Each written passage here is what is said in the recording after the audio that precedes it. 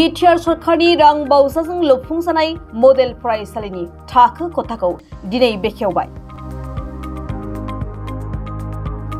बिटिआरनि 30 नं गरेश्वर बियाबनि बेन्दोंआव थानाय बरकसुला गुदि गेजेर फरायसालियाव गोदानै लुफुंजानाय थाखो खथाखौ दिनै बेखेवनानै होबाय।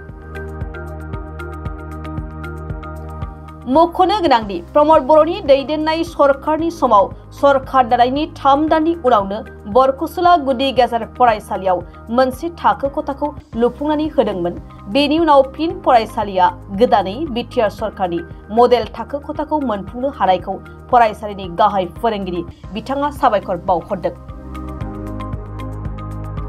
दिनैनि बे बेखेवनाय हाबाफारिखौ बेखेवनानै होयो तामुलपुर जिल्ला इउपिपिएलनि लेङाइ आफादगिरि बिपुर कुमार बसुमतारी, बिथांजों लोगोसे गरेश्वर ब्लक इउपिपिएलनि नेहाथारि कामिनीकान्त बसुमतारी, बरकसुला गुदि गेजेर फरायसालिनि लोगो फोरोंगिरि दिपेन बर', जयराम बर', जितेन बर'जों लोगोसे फरायसालि सामलाय आफादनि आफादगिरि नेहाथारिजों आरो गोबां फरायसा फरायसुलि ओनसोलनि रायजो राजाफोरनि नुजाथिनायाव जानानै थाङो। दिनै जि बालाबारि बरकसुला एमबी स्कुलनि जि मडेल स्कुलनि जे बे न'खौ दिनै बेखेवनो हाबाय। बेयो बिटिआर गभर्नमेन्टनि प्रमद बर' दैदेननाय जि गभर्नमेन्ट बे गभर्नमेन्टनि आसनिमोन आरो बे लेखायैनो नैबे बरकसुला एमबी स्कुलाव बे आसनिखौ मोननो हादों। दिनै बे मडेल स्कुलखौ बेखेवनो मोननानै आं थारैनो जोबोद गोजोननाय मोनदों। बिटिआर गभर्नमेन्टआ दिनै अकल मडेल स्कुलल' नङा, दिनै इडुकेसन सेक्टराव गोबां खामानि मावदों। प्रमद बर'नि दैदेननायाव दिनै गोबां जायगायाव मडेल स्कुल गायसननाय जादों। लोगोसेयावनो जोंनि जि स्कुल इनफ्रास्ट्राकचारनि जि अभाब अभियोग, बे अभाब अभियोगखौ नायनानै दिनै गोबां हाजार स्कुल दिनै रुम थाखो खथा जि बारायनाय, बे बारायनायखौ मावदों। लोगोसेयावनो जि रिपेयारिं, स्कुलनि जि रिपेयारिं, बे स्कुल रिपेयारिंआ फ्राय दिनैनि दिनाव 2000निबो बारा स्कुल रिपेयारिं दिनै प्रमद बर' दैदेननाय सरकारनि समाव नैबे 4 बोसोर बा खावसे बे बोसोर समाव दिनै जानानै थांदों। लोगोसेयावनो अकल इडुकेसन सेक्टरल' नङा, दिनै प्रमद बर' दैदेननाय बिटिसि सरकारनि दिनाव बायदिसिना डिपार्टमेन्टआव गोबां खामानि दिनै जादों। बेजों लोगोसेनो बिथांनि दैदेननायाव जोंनि ओनसोलाव थांनाय समाव जि मोनसे असान्ति जर्जर मोनसे ओनसोलमोन, दिनै नोंथांमोना बयबो नुनो मोनदों। बे ओनसोला दिनै सम्पुर्ण भाबै दिनै मोनसे सान्थि मोनसे ओनसोल महरै गायसनजादों। लोगोसेयावनो गुबुन गुबुन हारि माहारिनि गेजेराव जि जोंनि गेजेराव मिला प्रितिनि अभाब जादोंमोन, दिनै बे हारि माहारिनि गेजेरावबो मोनसे खौसेथिनि जि थासारि, बे थासारिखौ जों नुनो मोनदों आरो दिनै फैदों। आरो बिब्दिनो गासिबो हारि माहारिखौ लानानै दिनै दावगालांनायनि सालायलांनायनि जि सिन्ताजों इउपिपिएलनि प्रमद बर' दैदेननाय जि गभर्नमेन्ट, बे गभर्नमेन्टआ दिनै बिटिआरआव खामानि मावगासिनो दङ। बेरेखा दोलोआ जि बाथ्राखौ बुंदों, बिसोरथ' हयथ' बिथांमोना खामानि मावनायखौ,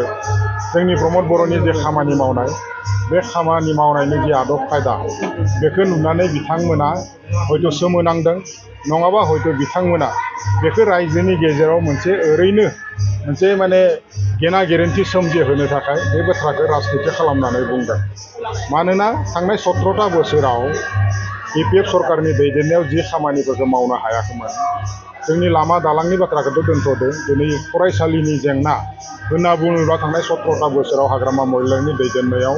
गोबां जेंना, फरायसालिनि जेंनाफोरा जादोंमोन। आरो बे समाव बे जेंना थानायखायनो दिनै गोबां समाव गोबां आन्दलन, बे आन्दलनफोरा जादोंमोन। दिनै इडुकेसन सेक्टराव प्रमद बर'नि दैदेननायाव थाइसेबो फैसा लायाबासिनो जेरैबायदि मोनसे साख्रि होनायनि बेबस्था सोलिबाय थादों। थांनाय 99नि जि साख्रि होनाय, गोलाव सम बिपिएफ सरकारनि दिनाव बिथांमोनखौ साख्रि होनायनि मुङाव इलेक्सन फैबा मोनसे थगाय थसि खालामनाय बेबस्थाखौ जों नुबाय थादोंमोन। खिन्थु प्रमद बर' फैनायनि उनाव बिथाङा 99नि साख्रिखौ थाइसेबो फैसा लायाबासिनो होदों। बेनि उनाव जि टेट टिचार एपइन्टमेन्ट होदों दायो माने graduate teacher post graduate teacher साख्रि होनो थाखाय थांगासिनो दङ बेनि अनगायैबो दिनै स्कुल इनफ्रास्ट्राक्चार जि बानायनाय बे बानायनायफोरा दिनै मडेल स्कुल दिनै जेराव जेराव नांगौ बेवहाय मडेल स्कुल बानायनायनि बेबस्थाखौ खालामदों गोबां स्कुला दिनै मडेल स्कुलखौ मोनफुंनो हाबाय गोबां स्कुला दिनै जेराव थाखो खथा नांगौ बे थाखो खथाफोरखौ दिनै मोनफुंनो हादों लोगोसेयावनो जेराव जेराव फिसा फिनला जि माने स्कुल रिपेयारिंनि दरकार दङमोन बे दरकारि जि रिपेयारिं बे रिपेयारिंखौ दिनै प्रमद बर'नि दैदेननाय समाव मोनफुंनो हादों जों बुंनो थाङोब्ला एडुकेशन सेक्टराव दिनै बिटिआर सरकारनि प्रमद बर'नि दैदेननायाव बयनिख्रुइबो बांसिन मोजांसिन खामानि जादों होननानै जों बुंनो हायो लोगोसेयावनो दिनै एडुकेशन सेक्टराव प्रमद बर'नि दैदेननायाव जेरैबायदि अभिलाखि मोनसे आसनि दिनै बड'फा सुपार 50 मिशन लानानै बिथाङा जोंनि माने गोग्लैसोनाय ओनसोलनि जि माने रांखावरिजों अभाब गोनां जि ओनसोलनि जि माने फरायसाफोरखौ दिनै जौगालांहोनायनि जि बेबस्था खालामदों बायदिसिना दिनै UPSC नि थाखाय कचिं खालामहोदों APSC नि थाखाय कचिं खालामहोदों जोंनि डक्टर इन्जिनियार जानांगौनि थाखाय फ्रि गभर्नमेन्टनि खरसायाव दिनै कचिं खालामनानै बिथांमोनखौ माने UPSC एग्जाम जहोनानै दिनै IAS IPS खालामनायनि बेबस्थाखौ खालामनानै होदों सरकारनि आमोलावनो दिनै APSC एग्जाम जहोनानै दिनै ACS APS खालामनो होनायनि जि बेबस्था बे बेबस्थाखौ दिनै प्रमद बर' दैदेननायाव खालामनाय जादों लोगोसेयावनो जोंनि ओनसोलाव माने डक्टर इन्जिनियारनि जि अभाब बे अभाबखौ पुरन खालामनो थाखाय दिनै माने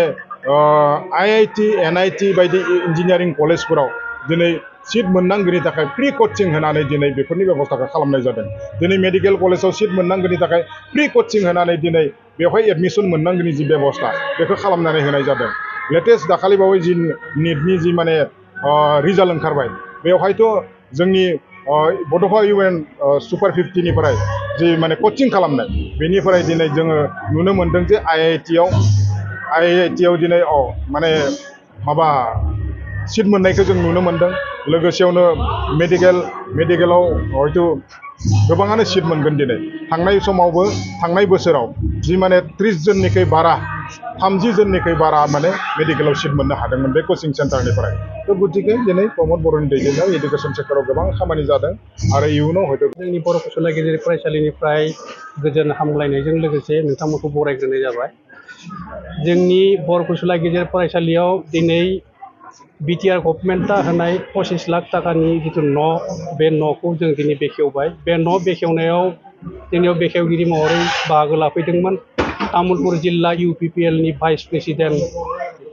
बिपुल बसुमतारी आरो बिथांजों लोगोसे UPPL दोलोनिनो माखासे मावथि बिथांमोनाबो दिनै नुजाथिफैदों दा बे दिनैनि जिथु 25 लाख रांनि न' बे 25 लाख रांनि फरायसालिनि न'खौ बिथाङा बेखेवनानै होफैनायनि थाखाय जों बर' फसला गेजेर फरायसालिनिफ्राय आरो बालाबारि ओनसोलनिफ्राय जों जिथु माने प्रमद बर' बिटिआर चिफ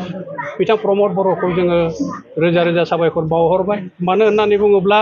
नैबे अनुष्ठाना नैबे फरायसालिया गोबां गोजाम फरायसालिमोन बेयो 1954 मायथाइयावनो गायसनजानायमोन बे 1954 मायथाइयाव गायसनजानाय फरायसालिया जों मोनसे समाव थेर बेथेर बायला जिला जालांजोब्बायमोन जेब्ला बिटिआर गभर्नमेन्टआ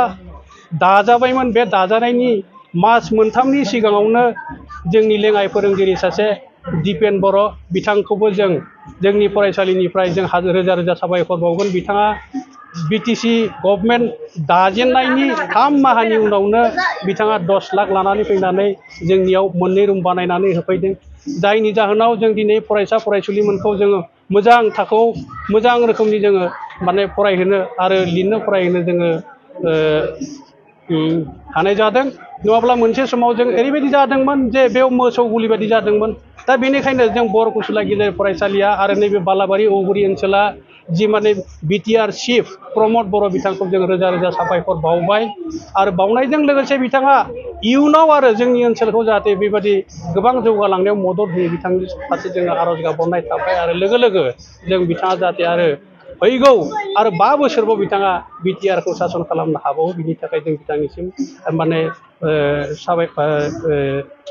हामलायबाय दा आङो नोंथांमोननि मिडियानि गेजेरजों बे खोनाखौनो बुंनानै आं फोजोबनाय जाबाय।